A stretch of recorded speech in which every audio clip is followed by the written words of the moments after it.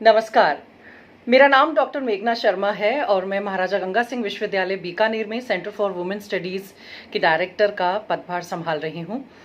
उसके साथ ही इतिहास विभाग मेरा मूल विभाग है, वहाँ मैं सहायक आचार्य के रूप में पदस्थापित हूँ। इसके अलावा विश्वविद्यालय में राजस्थानी विभाग एसएफएस में चलाया जा रहा है, जिसकी प्रभारी का चार्ज भी मेरे पास है। अपने परिचय के बाद मैं आपको बताना चाहूंगी कि मैं यहाँ आई हूँ अभय इंडिया परिवार को बहुत सारी बधाइयाँ प्रेषित करने के लिए। अभय इंडिया परिवार वो परिवार है जो 22 जून को अपने 10वें वर्ष में प्रवेश कर रहा है।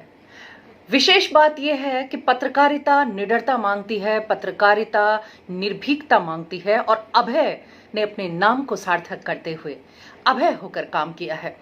और मैं साक्षी रही हूं इन 10 वर्षों की, क्योंकि मुझे भी बीकानेर आए हुए 10 वर्ष हो गए। मैं साक्षी रही हूं अभय के काम की शुरुआत से, जिस तरह उसने अपनी निर्भीकता को, देखिए जब अखबार चलाते हैं, जब पत्रकारिता करते हैं, किसी भी माध्यम से आप अपनी अभिव्यक्ति करते हैं तो कई तरह के दबाव आप पर बनाए जाते हैं, कई तरह के दबाव आपको झेलने पड़ते हैं। किंतु बात वो होती है कि आप उन दबावों से परे जाकर अपनी बात पर अडिग रहें और पूरी तरह से खोजें कि क्या असलियत है और उस मुद्दे को फिर जन सामान्य के साथ बांटें। ये काम आसान काम नहीं होता और अखबारों को बहुत मेहनत करनी होती है। शुरुआती दिनों में ये मेहनत और ज़्यादा हो जाती है जब आप एक नया अखबार स्थापित करते हैं। लेकिन सुरेश बोड़ा जी की शख्सियत से मैं हमेशा से प्रभावित रही हूँ, क्योंकि उस व्यक्ति ने कभी भी समझौते नहीं किए।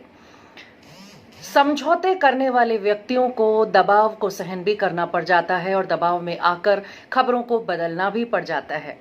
किंतु सुरेश बोड़ा जी के मामले में मैं इस बात को बहुत विश्वास के साथ, विश्वसनीयता के साथ स्वीकार करूंगी कि उन्होंने कभी दबाव में काम किया हो, ऐसी शख्सियत मुझे तो वो नजर नहीं आए। उन्होंने जब भी काम किया खुले दिल से काम किया, विचारों की अभिव्यक्ति को बहुत ही ऊंचे मुकाम दिए और इस प्रकार का प्रयास वही व्यक्ति कर सकता है जो अंदर से मजबूत हो। अभय को और ऊंचाइयां प्रदान करेगा अभय का परिवार। अभय को अभय बनाए रखने के लिए साधुवाद और हम सभी को निष्पक्ष रूप से, खास तौर पर कोरोना काल में मैं हाईलाइट करना चाहूंगी कि कोरोना काल में अभय ने जो काम किया है उसकी तो कोई प्रशंसा के लिए शब्द ही नहीं है मेरे पास। पल पल की खबरें आती थी। हालांकि शुक्र है इस बात का कि आज कोरोना के केसेस घट गए हैं, लेकिन जब 1000 तक इस शहर में कोरोना के मामले आ रहे थे तो पल पल हर 3, 4, 5 मिनट में एक लिंक आता था और कोरोना के जो संख्या होती थी लोगों की वो मालूम पड़ती थी। कुछ ग्रुप्स बने हुए हैं जिसमें अभय के लिंक्स को मैंने देखा है और बहुत ही पुख्ता खबरें हुआ करती थी।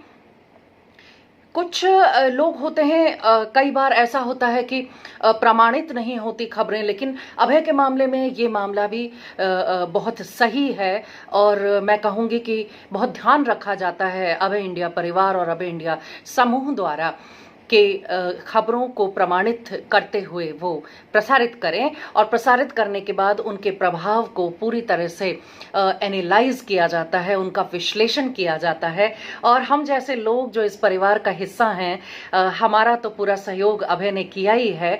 तो मैं सैल्यूट करती हूँ अभय परिवार को। सुरेश बोड़ा जी, आपको हार्दिक शुभकामनाएं और बधाई प्रेषित करना चाहूंगी। आपने 10वें वर्ष में प्रवेश कर लिया है, ये बहुत ही हर्ष का विषय है और आप इसी प्रकार आगे निरंतर काम करते जाएं, निष्पक्षता और निर्भीकता के साथ अभय को अभय बनाए रखें।